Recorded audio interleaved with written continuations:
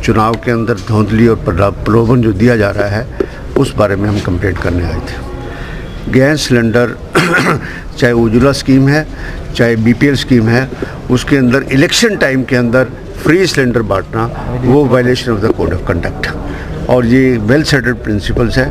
हमने ऑब्जर्वर को ये कहा है कि he should registered an FIR, उसको हिंदी में बोल देता हूँ, उसको गैस एजेंसी के खिलाफ एफआईआर दर्ज करे, एएफएसओ के खिलाफ एफआईआर दर्ज करे, डीएफएससी के खिलाफ एफआईआर दर्ज करे और पुलिस को इंस्ट्रक्ट हो गए। He is assured that he will take a necessary action accordingly. वो पूरा करने एक्शन नहीं। और हमने उनके सामने बाकायदा वीडियो जो एडमिशन किया है योगेश्वर दत्त बीजेपी कैंडिडेट ने, हमने पूरी उसको पढ़ के उसको सुना के उनको सुनाया, उन्होंने पूरी की पूरी वीडियो सुनी है।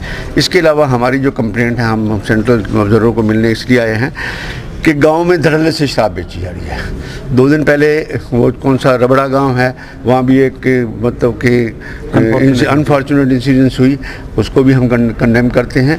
और साथ में प्रत्येक गांव के अंदर बीजेपी बड़ी बुरी तरह हार चुकी है। उस हार के सामने उनसे हार पच नहीं रही है और उस टाइम ये हथकंडे अपना रहे हैं। इवन कुछ जगह पर ये भी कोशिश हो रही है कि पैसे बांटने की, पर हमारा आदमी सतर्क है। हमने उनको कहा है कि जो भी वहाँ पर ऐसा कार्य करे उसका पूरा विरोध करो। विरोध हुआ और अभी हमारे पास इंफॉर्मेशन आई कि बड़ौदा गांव के अंदर बुटाना गांव के अंदर सिलेंडर पकड़े, उनकी वीडियो भी हमारे पास है। हम प्रेस को वो वीडियो शेयर भी कर देंगे। सिमली रुखी गांव के अंदर कल की बात है, 60-70 लेडीज़ को इकट्ठा करके एक 20 का नोट और साथ में पर्ची दे के उनको खा गया कि जाके। इट्स नॉट ओनली ये सारे, इसमें इनका एक मोडस ऑपरेंडी है। इस मोडस ऑपरेंडी में जो भारतीय जनता पार्टी एक अपनी बात देती है कि निष्पक्ष चुनाव होगा और इलेक्शन कमीशन, मेरे को लगता है कि जो रिटर्निंग ऑफिसर भी है वो भी बड़ा ज़बरदस्त सरकार के दबाव के अंदर है और उसको ये दबाव बर्दाश्त, बिकॉज आज के दिन में वो एसडीएम नहीं है, he is a returning officer. Returning officer को उसको इलेक्शन कमीशन, उसके सामने सभी पार्टियां बराबर हैं, सभी, कोई नाइंसाफ़ी किसी के साथ होती है और इस नाइंसाफ़ी को हम किसी हालत में बर्दाश्त नहीं करेंगे। तो सर, जगबीर मलिक का मुद्दा आया है, सरकारी नौकरी में होते हुए उन्होंने पार्टी ज्वाइन की है, क्या ये सही है या इसकी भी कंप्लेंट की गई?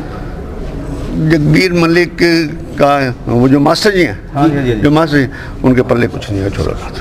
अच्छा, तो अभी आपने 2 शिकायतें की हैं, तो हमने शिकायतें टोटल, हमने एक बात और भी कहूँगा मैं, हमने शिकायतें पूरी जो समय पर हम इलेक्शन कमीशन ऑफ इंडिया को हमने शिकायतें दी, उन सारी शिकायतों को, एक शिकायतें नहीं है, कम से कम 10-15 शिकायतें हैं, पर मेन कंसर्न जो है वो distribution of cylinder, this violation of the code of conduct, उसकी मेन शिकायत है। और एक शिकायत है शराब बांटी जा रही है और यहाँ तक भी इंस्टांस आए हैं पर उसका हमारे पास प्रूफ नहीं मिला अभी तक कि पैसे बांटने का। पर 2 बातों के प्रूफ हैं। इस सरकार को शर्म आनी चाहिए, इस बात सरकार को। ये सरकार हर एक होशियत करने पे लोग फिर भी फैसला इनके खिलाफ देंगे और इनको बुरी तरह हराएंगे। हमारा कैंडिडेट हालत में जीतेगा।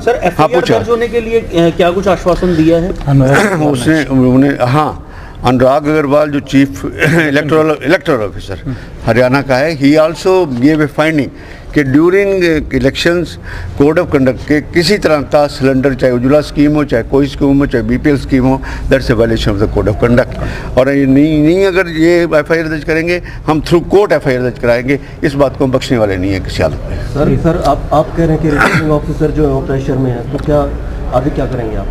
रिटर्निंग ऑफिसर प्रेशर में तो कह दिया भाई, सारी उम्र ये सरकार थोड़ा रहनी है, सरकारें तो चेंज होती रहती है। हाँ, when you are returning officer तो रिटर्निंग ऑफिसर की ड्यूटी पूरी करो, ना कि अगर तुम कोई सरकार के करिंदे हो, बिहेव लाइक एन इनइम्पार्शियल वे में वो सब कुछ करें। अगर ये इलाज करें तो करें, नहीं तो गाँव में बांधेंगे। अभी जो पैसे और शराब बांटेंगे उनको हम बांधेंगे वहाँ पे।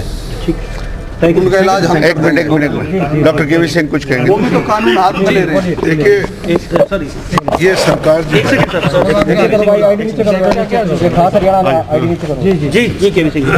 मेरे ख्याल में हमारा भी सब ने, किसी ने 5 चुनाव लड़े होंगे, किसी ने लड़ाने का काम किया होगा और बहुत लंबे समय से मैं भी राजनीति में हूँ।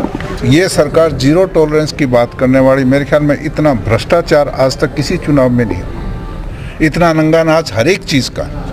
और क्योंकि ये इस बात का सबूत है कि इनका उम्मीदवार चुनाव हार चुका है। और बौखलाए हुए हैं, पर हमारा कार्यकर्ता इतना सतर्क है और इतना मजबूती के साथ बूथ पर खड़ा है और अब दावे के साथ कहें ये जीत जो होगा कम से कम 25 और 30 हज़ार वोटों से कांग्रेस का उम्मीदवार जीत के जाएगा हर हालत में। और दूसरा, अगर जो आरओ है अगर ठीक नहीं चले, सरकार ने कुछ नहीं किया, तो हम इसके रास्ते के लीगल कार्रवाई की हम सोचेंगे, जो हमारे से बन पाएगी कोर्ट के मार्फत लीगल कार्रवाई भी करवाने का काम हम करेंगे। 2 मिनट सुरेंद्र जी बोलेंगे, सुरेंद्र जी पूछ रहे हो।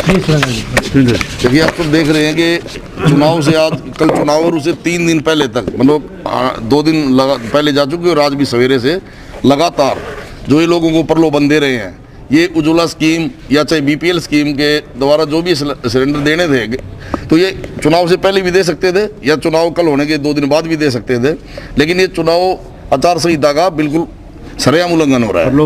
प्रलोभन देके उल्लंघन कर रहे हैं। और लेकिन बड़ौदा विधानसभा हल्के के जो लोग हैं वो समझदार लोग हैं, वो ये चाहे कुछ भी प्रलोभन दे ले, वो इस प्रलोभन में आने वाले नहीं हैं और कम से कम भी 25 और 30 हज़ार वोटों से ये सीट कांग्रेस पार्टी का उम्मीदवार जीतेगा।